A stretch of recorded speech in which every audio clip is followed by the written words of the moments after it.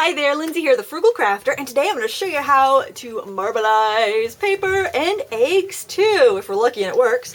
The first thing you want to do is get some shaving cream. This is the best shaving cream you can buy for $1 at the dollar store. This is the ladies version, so it smells like raspberries instead of eucalyptus or whatever the heck that manly man shaving cream smells like. You just need a thin coating on the bottom of a tray or a plate or a baking tin. One of those dollar store baking tins would work. This is just a one of those acrylic picture frames that I use for storage and whatnot in my craft room, and just need a thin coating, and I'm just spreading it around so that it's somewhat level. You don't have to be perfect, nothing fancy, and I'm just using a piece of paper, nothing fancy about that. Alright, and then we're going to use some liquid watercolor. I sing its praises all the time. There's different brands. This is Color Splash by S&S Recreation, which is a big school supply place. This is Dick Blick version, doesn't matter. All brands I've ever tried have been fabulous. And I'm just going to put some color here on my shaving cream. Don't even really need that much to do paper. I'm getting a little crazy here with my coloring. We're going to do this with eggs too, and I did have an epic fail earlier today. I decided to tape this video without actually trying to marbleize the eggs, and well, it didn't work as well as I had hoped, so I figured out what I did wrong, and we're going to go for it again here in a few minutes. So then you just want to take a craft stick and just kind of swirl your colors until you get a pattern that somewhat resembles marbleization. It smells really good too. I like this raspberry scent I have going on here. And then you press your paper into it, and you just want to push on the back and make sure that it's connecting everywhere so you don't end up with any crazy weird white pockets. Alright, so then you end up with something that looks like this. So then on a scrap piece of paper or something that you don't mind getting dirty, you just want to scrape off the excess, and you have a marbleized paper. Now, I usually don't like the first one that much because I like it better when the colors get a little mixed around a bit. So I'm going to add a couple more drops, maybe a little more shaving cream because that seems like it's a little too thin. And you can keep using this over and over again. Each time you do it, you'll have a little bit more background color from the leftover colors from before. A couple drops of red there. We might as well just leave my caps open. And you will make a mess. This is not a neat and tidy craft. This is a messy craft. It's great for kids. Great for outdoors, actually. I'm wearing a smock so I can wipe my hands on myself if I need to. So, make sure that when you do this, you are, ready to make a mess and have fun with it. And it's just, shaving cream is really just like a soap. So, it's not harmful, and the kids can just hop right in the tub afterwards, and that's fine. They can actually take the tray shaving cream with them and paint on the walls. It's not a big deal. I live in a madhouse, what can I say? Alright, so let's try this one, second generation here of our marbleization print. Ooh, and that is classy. Classy, as classy as it's going to get with shaving cream and liquid watercolor. Look at this, I think this is stunning. Wouldn't that be pretty to cover a book with or something, or make a lovely card out of? Alright, let's do one more because I want to do a half sheet of paper. And again, a few drops of this. You could do any color combination you like, but it's best if you choose colors that are close to each other on the color wheel so that they look nice together. And actually, it's pretty well dry. Once you wipe off the shaving cream, it's nice. It's pretty much instantly dry, so you don't have to wait around too much. The shaving cream is going to make it a little hard to adhere, so if you're putting a card together, it's going to be hard to stick something on top of the piece you just marbleized because it's going to have that kind of slick, soapy residue. Is that marbleized enough? Well, we're just going to have to see how that looks. I probably should have swirled it one more time. But we'll see. And I think I want a little more shaving cream on there. Yeah, you can go right in with your fingers. It's not going to hurt anything.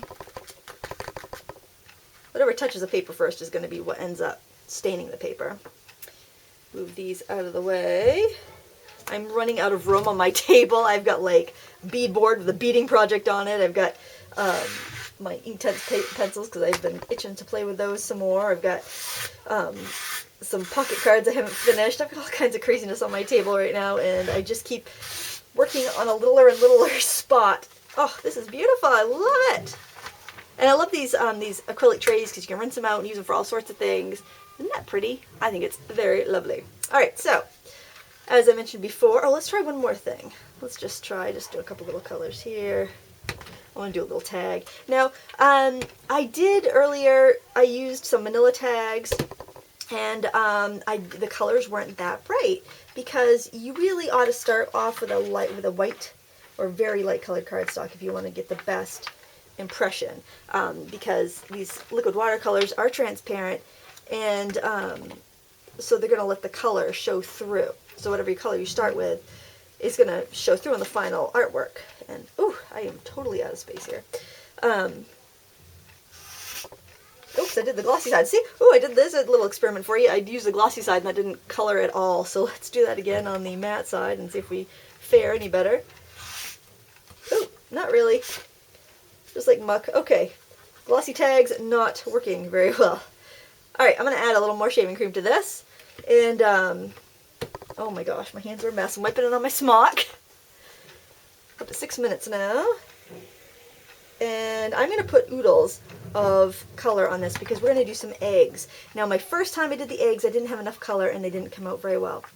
And then I also realized that probably I need to do something to the eggs so that they will hold the color a little bit better. So I already had blown them out and, you know, washed them off. And not in that order. I washed them first, then I blew them out, then I washed them again. And then I realized I always used to add vinegar whenever I colored my eggs. So I dipped them in vinegar and then I microwaved them for 30 seconds to dry them.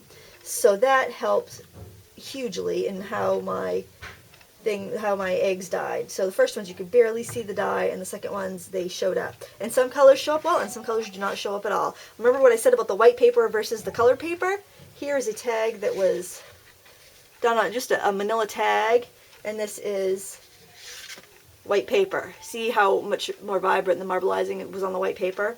Those were done right at the same time. So, and something else I want to share with you. To get a tiny little hole if you want to blow out your eggs, you can see I've got a tiny little hole there. Use a bead reamer or a small file, round file. It'll work so much better than a nail. You won't end up with a big, huge hole like that, which is, you know, whatever, it's fine, but it's not perfect. So what I'm going to do is just set a couple eggs in here. I'm going to lift it up, and I'm going to tip it over. Lift it up, tip it over, and I'm putting it down in a fresh spot every time because I want to make sure it grabs the color. So lift it up, try not to break the egg any more than it is, and see if I have any bare spots, and if so, just dip it and set it aside. I do that with this here too. Now, if you could probably let the dye sit on your egg a little bit longer, it'll work a little bit better. But we're just going to see how that works if I just wipe it off here. Hopefully the vinegar has made it hold a little bit better.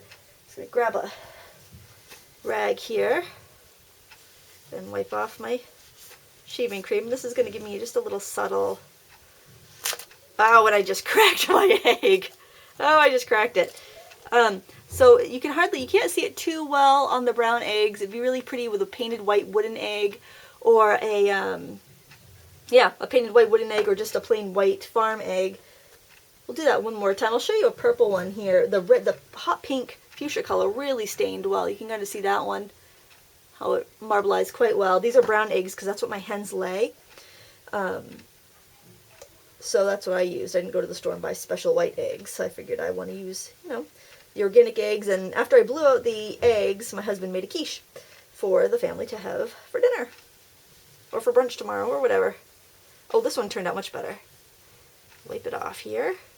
So, you know, I'm doing this for a video, so I'm not letting them sit, but I recommend you let them sit for, I don't know, just a few minutes. Doesn't have to be too long. I need a new almost clean rag here. I'm telling you, I've got like a stack of towels behind me. Okay, this one came out quite a bit better. So dipping them in the vinegar is really important. You see if you can see that really well. You got some really nice marbleizing there, but they're brown eggs, so just like the tag, they're not going to show up as well as the white eggs. So there's a little experiment for you. I want to thank you for watching. I hope you try it. If you try it, let me know how it turned out. Thank you so much for watching, and until next time, happy crafting.